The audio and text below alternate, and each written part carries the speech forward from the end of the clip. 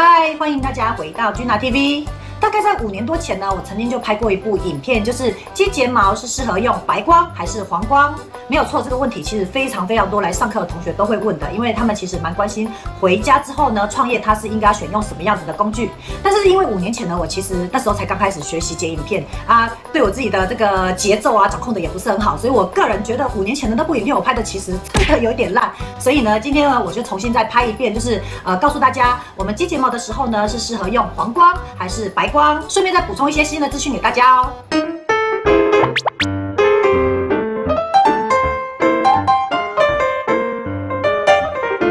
所以呢，今天呢，我们就要来讲解，就是关于在操作的时候呢，我们在选择照明需要注意哪些事项。那第一个呢，我们要先了解的是色温的问题。好，让我们来看一下这张图。那这张图呢，就是要表达偏向红色的地方就是色温低的状况。那如果是反之像是蓝色的话呢，它就是色温比较高。那我们光线呢，其实它会影响褪黑激素的分泌。如果假设我们在白光比较多的状况之下呢，我们的人就会比较容易注意力集中。那如果是黄光的话呢，我们的人就会进入一个比较放松的状态。那因为在黄光的时候，我们人比较放松，所以呢，我们会比较容易没有办法那么注意力集中看清楚东西。建议同学呢，就是在操作美睫或者是纹绣、雾眉等等呢，我使用白光这种高色温的灯具，会比较容易看得清楚，注意力也会比较集中。那第二个呢，就是有关于我们的灯具的造型，因为我很久以前呢，我也拍过一部影片，就是如何选择美容台灯，那里面呢有一条的，有一圈的。好，那我们现在就来告诉大家，以现在2022年这么多先进的专业设备的话，我个人是比较推荐使用环形灯，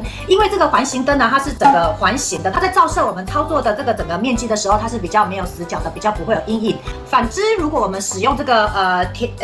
柱状不是如果是这个长形的灯呢，可能就会比较容易照明的状况会有死角哈，那我们就会比较建议就是使用环形灯，可能会优秀一点。第三个呢，就有同学会问我说，老师，那我们这个环形灯呢是比较适合选择14寸的或者是18寸的好呢？那我跟各位同学建议一下，就是因为我们需要它照射比较没有死角的状况之下呢，反正你迟早都要换大灯，你就直接买大一点的18寸的，这样就好了，这样你就永远都不用再换灯了，一个灯走天下。好，第4点呢，最后一点就是有非常多同学会问我说，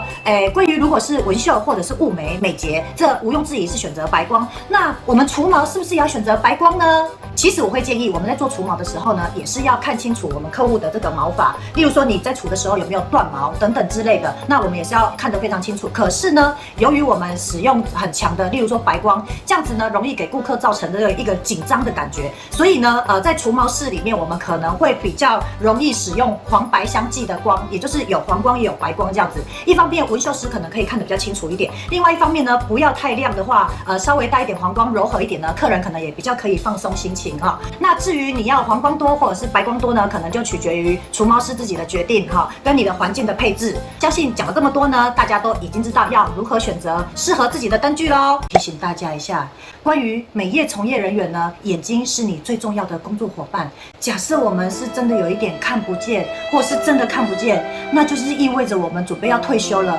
所以大家一定要好好的保护自己的眼睛哦。Gina TV，我们下回见，拜拜。反之，我们如果使用这个单一条柱状，